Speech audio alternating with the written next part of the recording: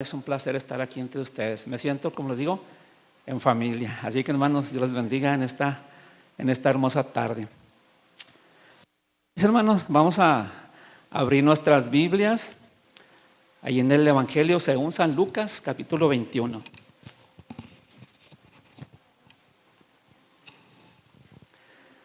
Es un tema muy hermoso, hermanos, muy hermoso, profundo a la vez. Amplio, ¿verdad? Está largo el pasaje, pero hermanos, pues con la ayuda de nuestro Dios traté de sintetizarlo, sacarlo más sobresaliente, lo que más brilla ahí en el capítulo 21 de Lucas, y les vamos a estar dando lectura por lo pronto de ese capítulo 21, el capítulo 5 hasta el 8. El capítulo 5 hasta el 8. Y ya más adelante pues estaré dando lectura a otros versículos porque los agrupé. Y prácticamente, hermanos, el capítulo 21 del 5 hasta el 24 habla de un mismo tema, de temas relacionados al templo judío.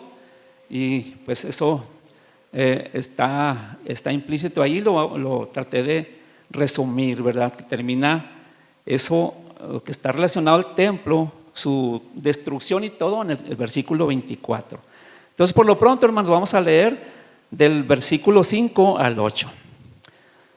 Dice así: dice, y a unos que decían del templo que estaba adornado de hermosas piedras y dones, dijo: estas cosas que veis, días vendrán que no quedará piedra sobre piedra que no sea destruida. Hablando Jesús.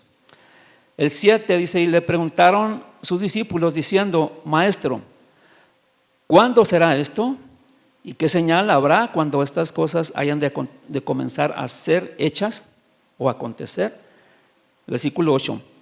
Él entonces dijo: mirad, no seáis engañados, porque vendrán muchos en mi nombre diciendo: yo soy, y el tiempo está cerca. Por tanto, no vayáis en pos de ellos. Hasta ahí, hermano. Luego le indico más adelante los siguientes versículos que vamos a estar considerando en esta tarde. Bueno, mis hermanos, como vemos, todo está girando alrededor del templo, hermanos. Desde el capítulo 20, el versículo 1, todo el capítulo 21, todo gira alrededor del templo. Jesús y sus discípulos están dentro de ese contexto del templo, dentro del templo o frente del templo, ¿sí? Entonces, vamos a ver la importancia que tenía, hermanos, para el pueblo judío el templo de los judíos. Era algo sagrado para ellos. Allí, hermano, en el templo judío se desarrollaban las fiestas nacionales, las fiestas, por ejemplo, la fiesta de la Pascua, las fiestas judías de todas las naciones alrededor donde estaban esparcidos los judíos, acudían a Jerusalén y justamente acudían al templo judío. Porque el templo, hermano, era algo significativo para el pueblo de Dios, para los judíos. Era algo sagrado, ¿verdad? Era algo grande, era algo de mucha relevancia, de mucha importancia, donde le digo, ahí se desarrollaban todos, ahí se desarrollaban los sacrificios, allí iban a orar el pueblo, allí adoraban al pueblo. Entonces el pueblo de Israel, el pueblo judío, tenía una alta estima del templo judío, ¿sí? Entonces la Biblia nos dice el doctor Lucas que estaban saliendo del templo, lo dice también Mateo, que iban saliendo Jesús y sus discípulos del templo y se sentaron enfrente del templo en el monte de las olivas. De allí estaban contemplando el templo, ese lugar que había edificado Herodes, el rey de Judá. Ese hombre, ¿verdad?, para congraciarse con los judíos, había hecho un edificio grande, un edificio enorme, un edificio no solamente muy grande, sino un edificio hermoso, hermanos. Un edificio que tenía riquezas, era un edificio que sorprendía a la gente, sorprendió a sus mismos discípulos. Se impactaron al ver aquel enorme y hermoso templo edificado por Herodes. Era un templo magnífico. O sea, la magnificencia de ese templo asombraba a las personas, a la gente.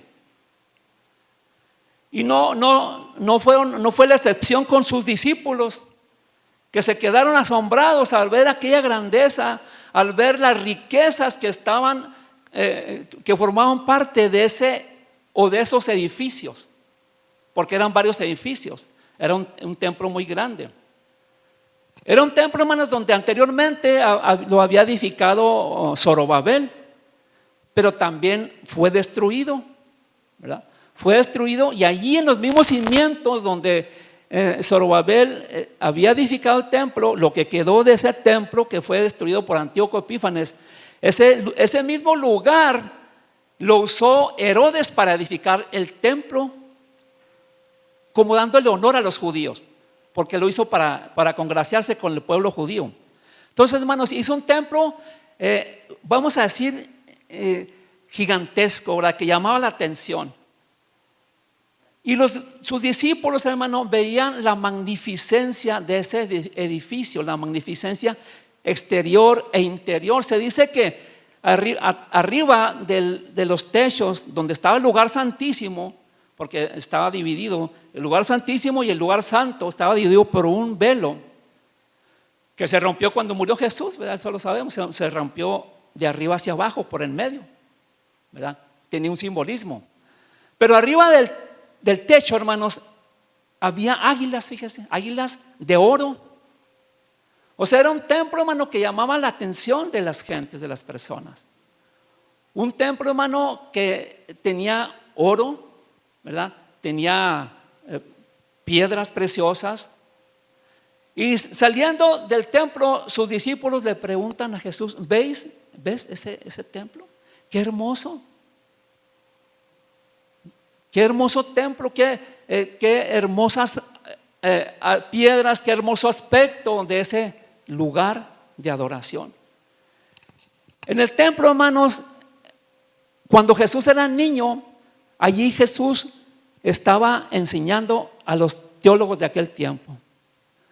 Allí la gente se reunía, hermanos, para celebrar la Pascua, para celebrar a Dios, para adorar a Dios, para adorarle, para honrarle, para orar. Allí se reunían en el templo. Y los discípulos pensaban que Jesús se iba a impresionar también por la hermosura del templo. Ellos pensaron: Jesús se va a sorprender al ver ese hermoso templo, que en otras ocasiones no lo habrían visto, hermano. Porque hasta ahora se quedaron así tan sorprendidos o impactados por la hermosura de ese templo. Era un hermoso templo, hermano, no cabe duda. Pero me llamó la atención, hermanos, una cosa. Me llama la atención lo que comenta Matthew Henry acerca del templo. Dice él: es bueno arreglar los templos. Es bueno poner hermoso el templo, ponerlo funcional, que esté grande, que quepa bastante gente, que tenga todo lo necesario, que funcione bien para lo que fue hecho. Dice: pero hay una cosa que a veces olvidamos los cristianos. Hay una cosa que a veces el pueblo de Dios olvida. Dice que sobre todo eso, sobre toda la hermosura del templo, que no está mal, que agrada a Dios, pero dice: sobre todas las cosas debemos de procurar primero que el Espíritu Santo se mueva dentro del templo, que se manifieste entre nosotros, que bendiga a la gente, que las personas se salven, que venga y haga su Señor de cada uno de nosotros. Que Él venga, hermanos, y more en los corazones, que sea nuestro Señor, que esté por encima de nosotros, que reconozcamos su grandeza, que reconozcamos su majestad, que reconozcamos su señorío, que reconozcamos que solamente Él es Dios y que Él reina y gobierna sobre nuestras vidas y que Él es el dueño de todas las cosas. El templo, hermanos, es importante, es muy importante, pero es más importante todavía la presencia del Espíritu Santo en medio de su pueblo, en medio de la iglesia. Que ese Espíritu Santo, hermano, se mueva, se manifieste. No dejemos de invocar, como decía ahorita nuestro hermano pastor, no dejemos de invocar la presencia del Señor, hermano. Es indispensable, hermano, porque es el Espíritu Santo quien da vida. Es el Espíritu Santo el que restaura, el que levanta al caído, el que se mueve, el que nos guía, el que dirige nuestra vida, el que nos alimenta, el que nos sustenta, el que hace todas las cosas. No propiamente es el edificio, sino es Dios mismo en persona. Por eso, hermanos, es bien importante clamar siempre, invocar el nombre de nuestro Dios, rogar a Dios por su presencia, que no se vaya la presencia de Dios de su casa. Porque es allí, dice en el Antiguo Testamento, es allí donde Dios envía bendición y vida eterna. Es allí en su casa. Escuché en una ocasión a un pastor, Samuel Montoya, un colombiano, que es un hombre que viaja mucho. Y comentaba él que en una ocasión estaba viajando por Inglaterra, viajó a la capital, a Londres, y dice que estuvo en un templo muy grande y muy hermoso en la capital, en Londres. Estuvo en un lugar, pues en un centro de adoración, ¿verdad? En un centro donde se supone que se adora a Dios. Y era un lugar elegante, hermano, muy funcional, muy hermoso, muy bonito. Tal vez se parecía un poco al templo del que estamos tratando ahorita. Pero dice que qué grande fue su decepción, hermanos, porque en medio de ese lugar donde sí había personas, había bastantes personas, pero dice, allí Dios no estaba. Dios no estaba en ese lugar. Y no es que, dice, no es que vaya a ir, no es que fui a criticar, simplemente yo fui a recibir una bendición de parte de Dios, pero Dios no estaba en ese lugar. ¿Por qué, hermano? ¿Por qué Dios se retira del templo, de los templos, de su casa? Por eso, hermano, por lo que comentaba, digo lo que decía ahorita nuestro hermano. Porque el pueblo de Dios, hermano, dejamos muchas veces de invocar a Dios. Dejamos de clamar por su presencia. Dejamos de invocar su nombre. No le buscamos a veces. Y de esa manera, hermano, Dios dice, bueno, pues no me necesitas, pues me retiro. Y Dios, hermano, se retira.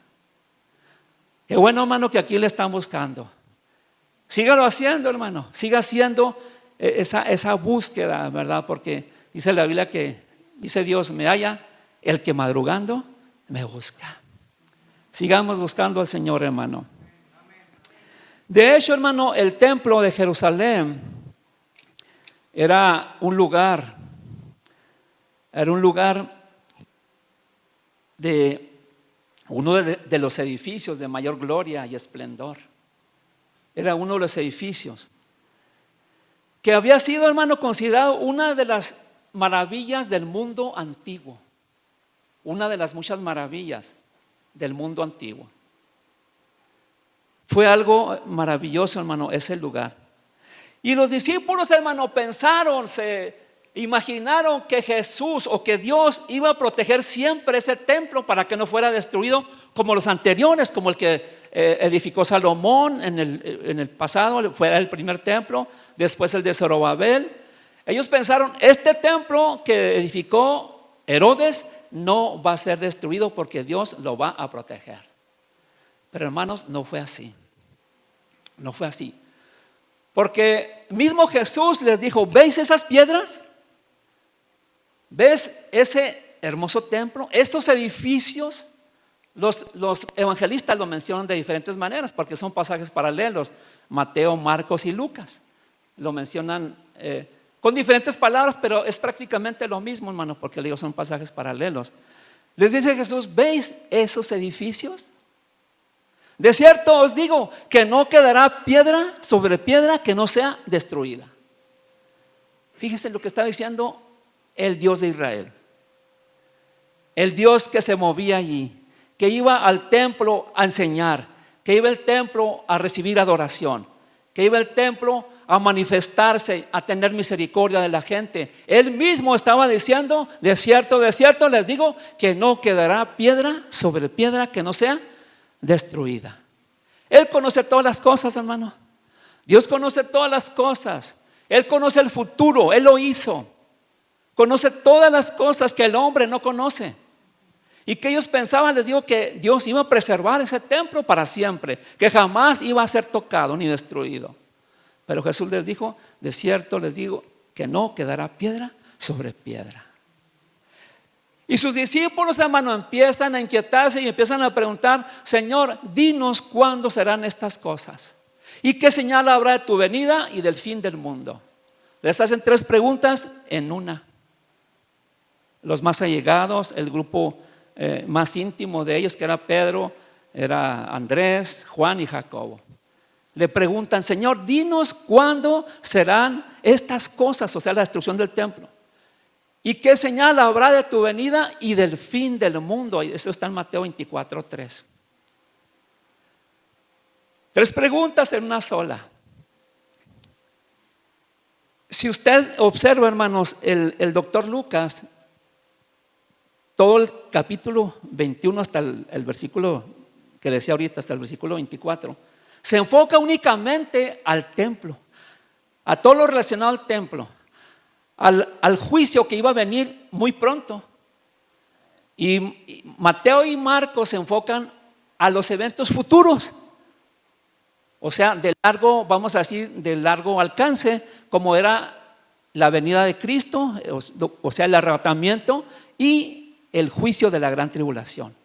Mateo y Marcos se enfocan a eso, mientras Lucas se enfoca únicamente a la destrucción del templo, algo que iba a acontecer unos 30 años después de que Jesús lo anunció. Eso sucedió en el año 70, ahorita lo vamos a ver un poquito. Entonces, es un enfoque diferente, hermanos, que tiene importancia, ¿verdad? Pero le digo, cada quien lo enfoca a un tiempo determinado. Lucas, por ejemplo, lo enfocó a lo que iba a suceder 30 años después. Ellos, Mateo y Marcos, enfocaron y hablaron algo que todavía no ha sucedido, como es la venida de Cristo y el tiempo de la gran tribulación. Eso es lo que estamos esperando, lo que no ha sucedido, pero que va a suceder pronto, hermanos. Pronto va a suceder ese evento, esos eventos. Son eventos que se le conocen como eventos futuros y que están presto a suceder. Están muy cerca, hermano, de suceder. Y el Señor, hermano, da señales de advertencia. No les dice fechas, no les dice va a suceder dentro de 30 años. No les da fechas, sino les da señales para que el pueblo de Dios esté apercibido, para que el pueblo de Dios, hermano, esté preparado, para que el pueblo de Dios no duerma, sino que esté atento, que esté alerta a los acontecimientos que están a nuestro alrededor, a las señales que estamos viendo, hermanos, alrededor del mundo. Son señales que Jesús profetizó. Si usted ve, Jesús no dio en ningún momento ninguna fecha ni un año en que va a suceder aquello. Simplemente dio señales y les dijo: mirad. Empezó a dar una señal y les dijo, la primera señal, hermano, fíjese que es muy importante esa señal, más importante que las señales que suceden en la tierra,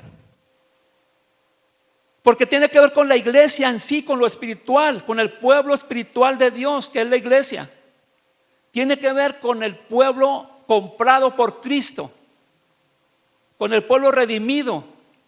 Les dijo: mirad que no seáis engañados, porque vendrán muchos en mi nombre que dirán: yo soy el Cristo, y a muchos se engañarán. Y allí en Lucas dice: pero no vayáis en pos de ellos. No vayáis en pos de ellos. Pero fíjese la palabra, la frase que usó Jesús, les dice: mirad. La palabra, esa palabra cortita, hermano, mirad, es una señal de advertencia para el pueblo de Dios. Mirad es una palabra que indica: haz un alto en tu camino, observa cómo estás caminando. No camines solamente por caminar, sino observa cómo estás caminando, cómo estás viviendo, cómo te estás conduciendo. Dice: mirad. Es hacer un alto en nuestro caminar y observar nuestra vida si está acorde con la palabra de Dios. Mirad. Les dijo a sus discípulos: miren, mirad, no se dejen engañar. Hermano, Dios siempre se ha preocupado por su pueblo. En el Antiguo Testamento y en el Nuevo Testamento, Dios siempre ha tenido un cuidado especial de su pueblo. En el Antiguo Testamento, hermano, en Oseas 6:4, dice Dios: mi pueblo, fíjese bien lo que dice, mi pueblo, se refiere al pueblo judío. Dice: mi pueblo fue talado porque le faltó sabiduría. Le faltó sabiduría. En otras versiones dice: le faltó conocimiento, hermano. Pero no le faltó conocimiento, hermano, porque el pueblo de Dios conocía la ley de Moisés, conocía los mandamientos, conocía todo. Más bien le faltó aplicar el conocimiento para ser sabios. Y dice: mi pueblo fue talado, fue llevado cautivo por Babilonia, dice, porque le faltó sabiduría. O sea, le faltó aplicar el conocimiento. Entonces Dios siempre está dando señales de advertencia a su iglesia, hermano, a su pueblo. Hoy en día dice: miren, aplica también para nosotros hoy en día. Mirad, no os engañéis. No se engañen, no se dejen engañar, más bien. Porque, hermano, siempre ha habido falsos profetas, siempre ha habido falsos predicadores, siempre ha habido lobos rapaces que quieren llevar ganado tras sí. Lo vemos, hermano, en muchas iglesias, muchos que se llaman iglesias, en El Paso, en todas partes del mundo. Pero Dios, hermano, es sabio y siempre tiene palabras de advertencia para su iglesia, para su pueblo. Dios nos advierte: tengan cuidado, cuiden por ustedes mismos, cuiden por el rebaño, cuiden de los pequeños, cuiden de los corderos, cuiden de los pequeñitos. Mirad, que no se dejen engañar. Y después, hermano, Dios quiere que estemos alertas. Y después empieza, en esos versículos que leímos, ahí empieza dando unas señales terrenales, que son las guerras que estamos viendo, que siempre ha habido guerras y rumores de guerras. Y da este tipo de señales, hermano, que siempre también han sucedido en la tierra, como egoísmo del hombre, ¿verdad? Por querer tener más imperios, más reinos, más terrenos, más tierra, por querer ser los reyes o los dueños de toda la tierra. Siempre ha habido guerras, pero cada vez, hermano, las guerras son más intensas. Los que suceden, los terremotos que suceden en la tierra, cada vez son más constantes y más intensos. Hambrunas, pestilencias, pestes o pandemias, como se le conoce hoy. ¿Qué le pareció la pandemia ahora, hermanos? ¿Verdad que nos dio una buena sacudida a la iglesia? A todo el mundo, hermano, a todo el mundo, a lo incrédulo. Muchos se doblegaron, muchos se convirtieron, otros renegaron y se enojaron con Dios, en fin. Pero Dios siempre tiene un propósito con lo que Él hace, hermano. Siempre Dios tendrá un propósito, porque Él es el dueño, hermano. Dios es el dueño del cielo y de la tierra, de la mar y todo lo que en ellos hay. Dios es el dueño. Él sabe lo que hace como dueño y creador de todas las cosas. Dios envía señales, hermano, porque siempre tiene castigos para aquellos que le provocan a ira. Dios siempre tiene un juicio, una vara para aquellos que le provocan a ira. Pero a los suyos, a su pueblo, les dice: no os alarméis. En el versículo 9 dice: no se alarmen. A su pueblo, a su iglesia, a la pequeña manada le dice: no se alarmen, no os alarméis. Yo estoy con ustedes, no se alarmen. Se diga, hermano, qué hermoso es Dios. La diferencia que hace Dios con su pueblo que se humilla y que se inclina ante Él, que le adora, con aquella gente que no le sigue, que le rechaza, que no quiere nada con Dios. ellos van a recibir juicio, pero la iglesia va a recibir protección de parte de Dios. Es algo, hermano, bien alentador para nosotros como iglesia, que nos lleva, hermanos, a seguir adelante, a seguir buscando más de Él cada día. Usted se puede preguntar qué propósito Dios tenía con todo esto al hacer eso. ¿Qué propósito Dios tiene con las guerras, con los rumores de guerras? Nos llena de pánico, de pavor. ¿O qué propósito, qué busca Dios con todo eso que hace o que permite que suceda? Con las persecuciones. ¿Qué propósito Dios tiene? Bueno, hermanos, fíjese que Dios tiene un propósito bien grande. Miren, le voy a leer.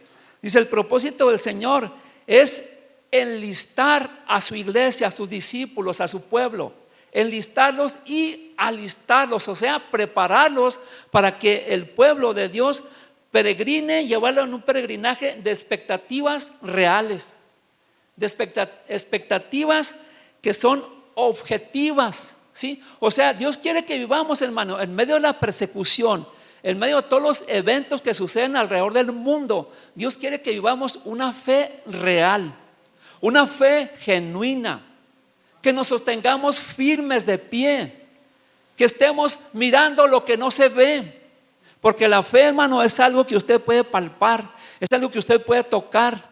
La fe es algo tangible, la fe es algo objetiva, no es algo subjetiva, no es algo irreal. No, la fe del cristiano es una fe genuina que nos lleva a sostenernos como mirando al invisible, como Moisés. Ese tipo de fe, hermano, nos lleva a estar firmes siempre y estar de pie para cuando Cristo venga, cuando Él aparezca en las nubes. El pueblo de Dios va a estar firme, va a estar de pie esperándole, hermano, en medio de la tribulación, en medio de la persecución, en medio de los problemas, en medio de todo, de guerras, de rumores de guerra y de terremotos. El pueblo de Dios va a permanecer firme. Amén, hermanos. Gloria al Señor. Y luego vemos el versículo 20 al 24. Dice: cuando vierais a Jerusalén cercada de ejércitos. El 20 al 24. Dice: cuando vieres a Jerusalén cercada de ejércitos, conoced que, sabed entonces que su destrucción ha llegado. Abarca hasta el 24, del 20 hasta el 24. Y habla, hermano, de todo eso que iba a suceder, que por cierto ya sucedió eso. Es un evento, hermano, que ya se cumplió, que se cumplió en el año 70 después de Cristo, o sea, de nuestra era. Cristo más o menos lo profetizó como en el año 30, 33, por ahí más o menos. Entonces eso sucedió, el cumplimiento que menciona aquí Jesús, sucedió en el año 70 de nuestra era. Cuando llegó el ejército romano, los gentiles, dice en otra versión, los gentiles, o sea, los romanos, llegaron y cercaron la ciudad de Jerusalén, impidieron que la gente saliera. Muchos murieron de hambre porque no podían salir ni entrar a comprar comida. Allí murieron muchos. Después la ciudad fue hollada, fue pisoteada, hermano. Fue destruida toda Jerusalén con el templo judío. Algo que era sagrado para los judíos. Jesús lo había profetizado 30 y tantos años atrás. Sucedió en el año 70. Entonces para nosotros, hermano, ya es historia este evento, ¿verdad? Del 20 al 24 es algo que ya sucedió, ¿sí? Entonces de allí, hermano, nos brincamos al versículo 25, perdón, del 25 al 27, 25 al 27. Ahí nos dice, hermanos, el escritor Lucas dice que habrá señales. Dice: habrá señales en el sol y la luna y las estrellas, y en la tierra angustia de gentes por la confusión del sonido de la mar y de las ondas o de las olas de la mar. Habrá confusión, pero algo que sobresale, dice: habrá angustia, hermanos, en esos momentos cuando el Señor haga mover esos astros, ¿verdad? Esos astros conocidos como el sol, la luna, las estrellas, la mar, la tierra, hermano, la redondez de la tierra, todo eso va a ser conmovido, dice la Biblia, hermanos. Aquí está hablando ya de las señales de su venida, ¿sí? De las señales cuando se está aproximando la venida de Cristo. Esto va a suceder, hermanos, inmediatamente antes del arrebatamiento de la iglesia. ¿Está usted listo, hermano, para el arrebatamiento? ¿Estamos listos para ese momento glorioso en que el pueblo de Dios va a ser llevado para encontrarse con el amado, con el novio, con Jesús? Haga de cuenta que la iglesia es como una novia, hermanos, que se está ataviando, que se está preparando para presentarse ante el altar, ante su amado. Haga de cuenta que la iglesia es esa jovencita, esa doncella que está preparando su atavío, su vestido blanco. Se está preparando porque sabe que está cerca la boda, donde se va a reunir con su amado, al que ama. La iglesia, hermano, es semejante, ¿verdad? El acontecimiento es semejante porque se está preparando para ese encuentro con el novio que es Jesús. Nos estamos preparando, hermanos, estamos apercibiéndonos ante lo que vemos. Sabemos que nada ni nadie va a detener nuestro levantamiento, nuestro arrebatamiento. Nada, hermano, nada. Porque es el Espíritu Santo el que nos va a levantar, hermanos.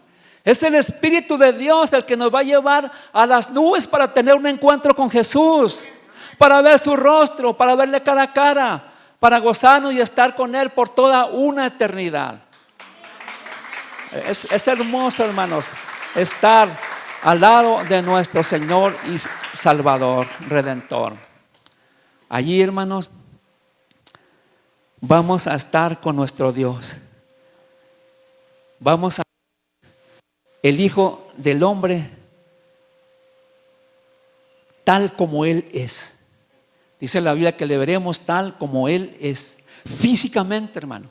Físicamente. Veremos sus huellas en las manos. Veremos sus marcas en los pies. Veremos las huellas en su costado donde le enterraron la lanza. Todo eso lo vamos a ver, hermano. Y son señales inequívocas de que Él es el Salvador y no otro. No otro, hermano. Él es el Salvador. Él es el Redentor. Él es el que murió, hermano, por nosotros. Él es el que resucitó. Y va a venir en gloria, en poder y majestad, en gloria, glorioso. Le vamos a ver su resplandor, hermano. Va a ser un evento único, va a ser un evento maravilloso, hermano. Eso sí va a ser esplendoroso, hermano. Porque cuando Cristo venga, hermano, se va a llevar los templos, hermano. Los templos. ¿Quiénes son los templos? Nosotros, hermano. Es algo glorioso. Me gozo al recordar esto, hermano. Nuestros cuerpos son templos del Espíritu Santo. Por eso es lo que importa, hermano, que Cristo habite en nuestros corazones, porque vamos a ser llevados. Los templos, estos cuerpos, vamos a ser levantados. Y los templos, los edificios, se van a quedar aquí. Se van a quedar aquí, decía nuestro pastor hace muchos años. Decía, los templos, ya cuando Cristo venga por su iglesia, los van a usar los testigos de Jehová. Me daba risa, mi hermano, porque decía, es que ellos se van a quedar. Y pues sí, se van a quedar ellos, hermano, porque ellos no conocen a Jesús. Ellos no aceptan a Jesús para nada. Ellos nada más aceptan al Padre, pero a Jesús lo rechazan. Entonces dice Jesús, dijo Jesús, el que me ha visto a mí, ha visto al Padre. Y el que me rechaza a mí, rechaza al Padre. Entonces no conocen a Dios, ¿verdad? Saben de Jesús, saben de Dios, pero no le conocen. Entonces ellos van a usar nuestros templos, hermano. Ahorita tenemos unos meses ahí remodelando el templo, hermano.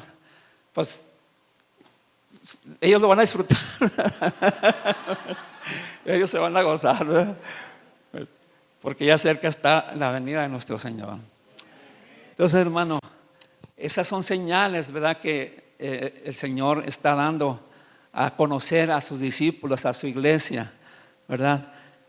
Los mismos poderes de los cielos Dice, las fuerzas que mantienen el universo en equilibrio serán conmovidos, serán dislocados como descoyuntados. Dice, toda la naturaleza será sacudida y hundiéndose en ruinas ante este evento repentino previo al arrebatamiento.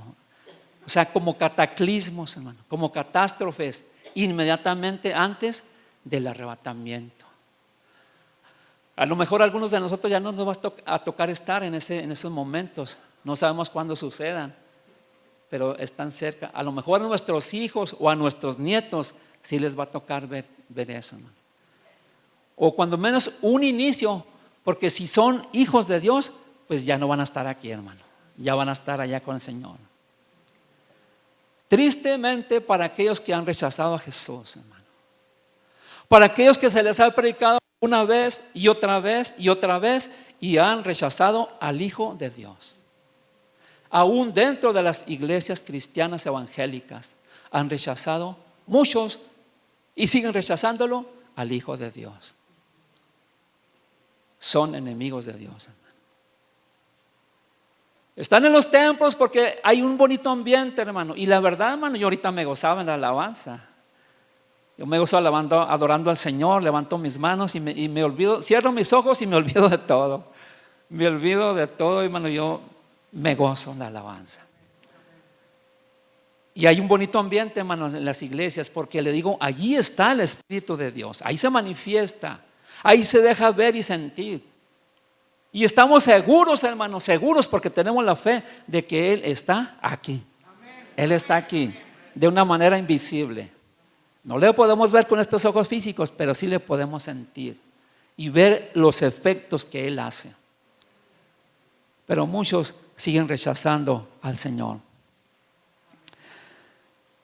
Dios, hermanos, siempre pone luminares en el mundo a favor del mundo.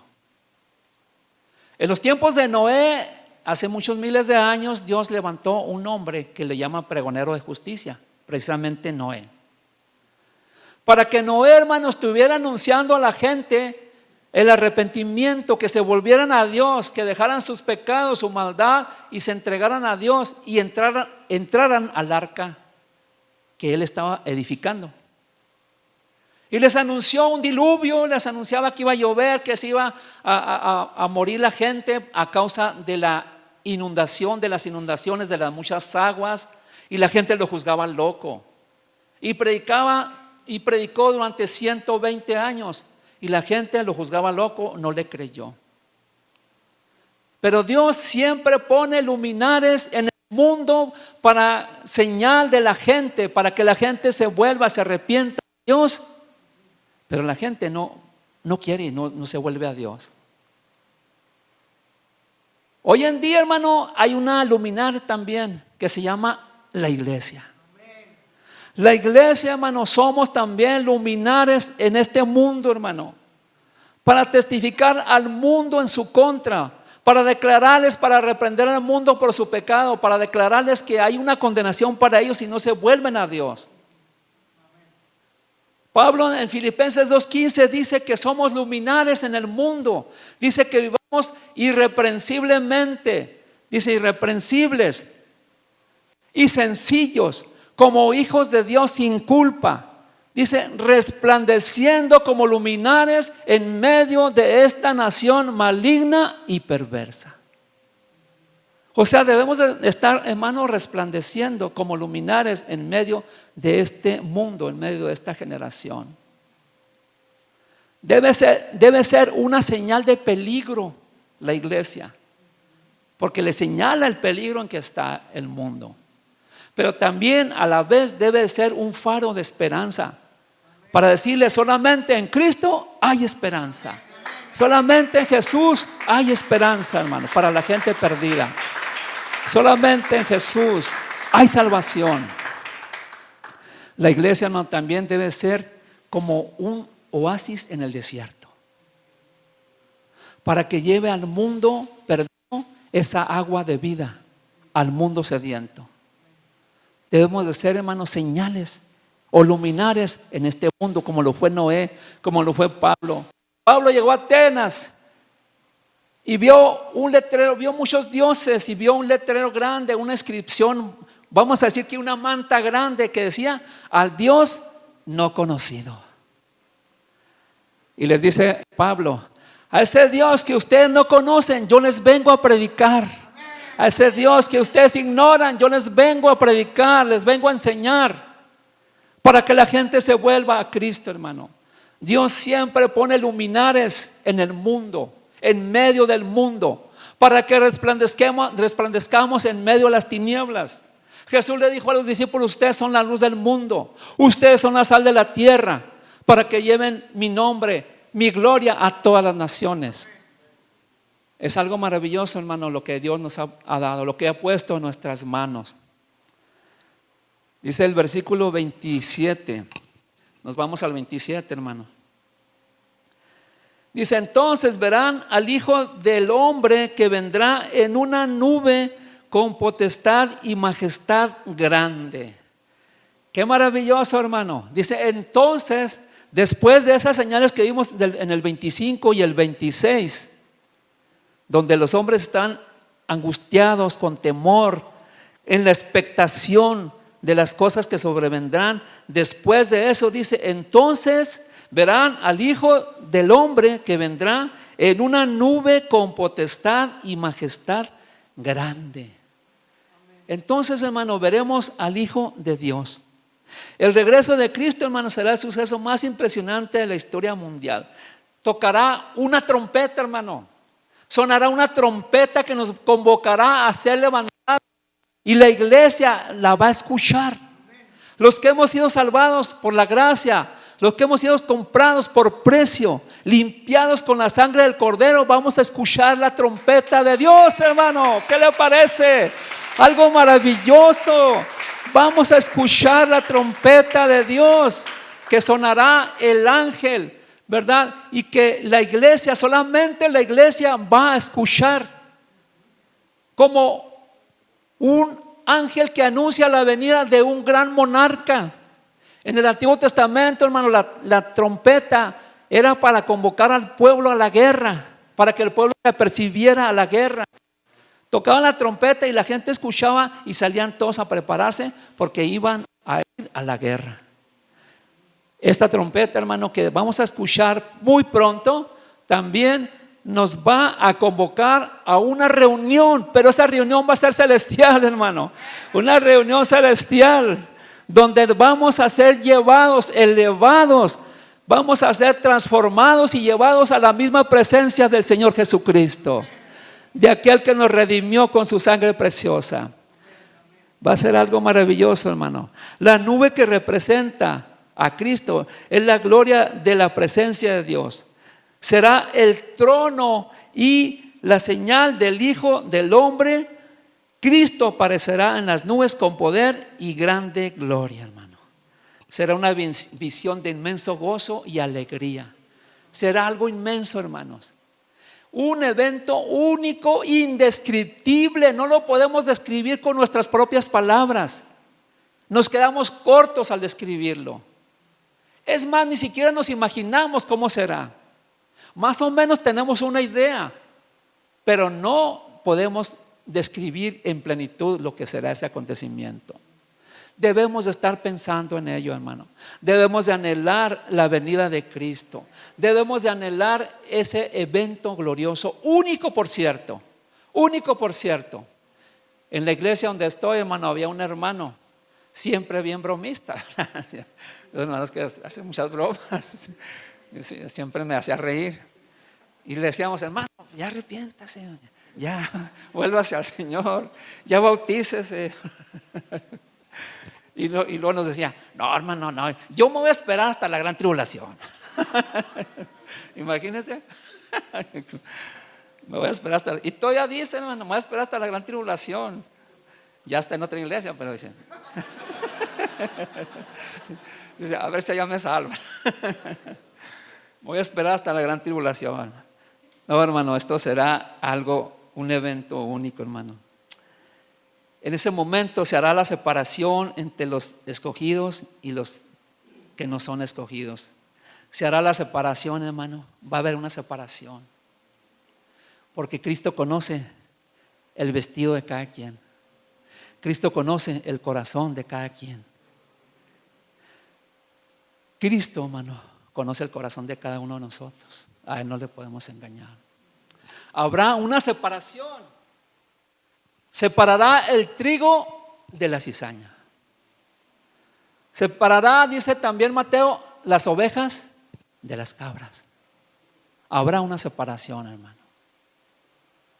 Yo ruego, hermano, en mi iglesia y por todas las iglesias, oramos por esta congregación, hermano, también, créamelo. Oramos por usted. Y rogamos, hermano, que dentro de nuestros templos haya puras ovejitas, puras ovejas. Ovejas de su prado, ovejas de su dehesa que Cristo ha rescatado. Que seamos puras ovejas, hermano. Porque un día va a haber esa separación. El día que Cristo venga, habrá una separación. Dice, para los enemigos de Cristo será un día de temor, de clamor y juicio. Para los santos será la hora de la liberación y triunfo, hermano. Será un día especial de liberación y triunfo. Dice, puesto que resplandecerán como el sol en el reino del Padre. Vamos a resplandecer en el reino de nuestro Padre, hermano, según Mateo 13:24. Allí dice que vamos a resplandecer en el reino de nuestro Dios. Versículo 28. Dice, y cuando estas cosas comenzaren a hacerse, mirad, dice, mirad, qué hermoso, hermano, otra vez la palabra mirad. Dice, mirad y levantad vuestras cabezas porque vuestra redención está cerca, hermano. ¿No se goza por ello? Levantad vuestras cabezas porque vuestra redención está cerca, a la puerta, así. Usted lo puede ver, lo puede palpar. La redención, hermano, se refiere a la adopción que podemos ver en en Romanos 3:23, donde el apóstol Pablo nos habla de una transformación que va a suceder en nuestro cuerpo. Es lo que nos falta. Nuestra alma ya ha sido redimida, nuestra alma ha sido salvada ya, pero para que se complete, hermano, para que esté completa nuestra redención, falta nuestro cuerpo de ser redimido. Falta nuestro cuerpo. Nuestro cuerpo, hermano, va a ser transformado, dice la Biblia en Romanos 3:24. Este cuerpo mortal va a ser transformado en un cuerpo inmortal. O sea, un cuerpo que ya no va a morir. Este cuerpo corruptible que usted ve va a ser transformado en un cuerpo incorruptible. Completamente transformado o glorificado, dice Pablo también en Romanos 8:29. Va a ser glorificado nuestro cuerpo, hermano. De tal manera, hermano, que nuestro cuerpo va a ser perfecto, hermano. ¿Qué le cuento? Ya no vamos a tener canas, hermano. ¿Qué le cuento? No vamos a tener canas. O los que se les cayó el pelo van a tener su pelo completo, hermano. Todo nuestro cuerpo, hermano, va a ser perfecto, hermano. No nos vamos a enfermar. No nos vamos a enfermar. En eso consiste esa redención de nuestro cuerpo o glorificación, que para Dios es la adopción. Cristo pagó un precio por nosotros, nos redimió y luego el Padre nos adoptó en su pueblo, en su iglesia. Esa es la adopción, hermano, que estamos esperando. Un momento, hermano, maravilloso, que es la adopción, ¿verdad? Y dice, y el regreso del Señor debe motivarnos a la preparación. El regreso, hermanos, de nuestro Señor, que está a la vuelta de la esquina, debe de motivarnos a una preparación. Ya para terminar, dice, Jesús estimula y anima a los suyos a estar alertas, al deber de vigilar. El Señor les hizo ver a sus discípulos lo necesario que es velar constantemente. Versículo del 34 al 36. Ahí lo puede ver usted en su Biblia. Otra vez la palabra mirad. Dice, mirad por vosotros, dice Jesús a sus discípulos, que vuestro corazón no sea cargado de glotonería y embriaguez y de los cuidados o de los afanes de esta vida, y venga de repente sobre vosotros aquel día. Versículo 34. El Señor, hermano, nos está convocando a una vigilancia, que seamos vigilantes, o sea, a no dormir espiritualmente. Nos está convocando a su iglesia, porque nos cansamos, hermano, a veces en nuestro caminar, ¿verdad? A veces flaqueamos, desmayamos y a veces dormimos, pero Dios está diciendo no duerman, o sea, tienen que estar vigilando, tienen que estar alertas, tienen que estar apercibidos para que aquel día no los sorprenda como ladrón. Porque Jesús, hermano, vendrá, dice la Biblia, como llega el ladrón a su casa y a mi casa. Nunca nos avisa, hermano, ¿verdad? Siempre nos toma por sorpresa. Nunca nos manda ni un mensaje de texto ni una llamadita. No dice, allí voy a tu casa para que estés listo, porque te voy a extraer algunas cositas. ¿Verdad que no? Llega de pronto, cuando menos lo esperamos, se lleva las cosas que a él le gustan, ¿verdad? Porque no todo se lleva, lo que no les gusta ahí lo dejan. Uno a veces lo pone ahí para que se lo lleven y no, ahí lo deja y no se lo lleva. Pero hermanos, vendrá así como ladrón, a manera de ladrón. No es que sea un ladrón Jesús, hermano, porque Él viene por su iglesia, un pueblo que le corresponde, que le pertenece, porque Él pagó por Él pagó por su iglesia, por su pueblo. Entonces viene por su iglesia, viene por su pueblo, hermano. Entonces Él nos convoca, hermano, a estar apercibidos.